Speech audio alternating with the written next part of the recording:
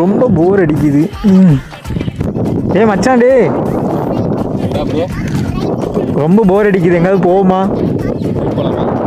ட்ரிப்பா? லோக்கலில் எங்கேயாவது போகலாம் பார்த்தா ட்ரிப்புங்கிற. சரி எங்கே போவோம்? வால்பாறை பக்கத்தில் இருக்குது, வால்பாறை போவோமா?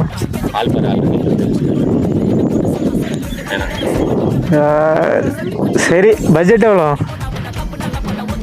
3000 ரூபாயா? எவ்வளோ வச்சிருக்கேன் இரு பார்ப்போம்.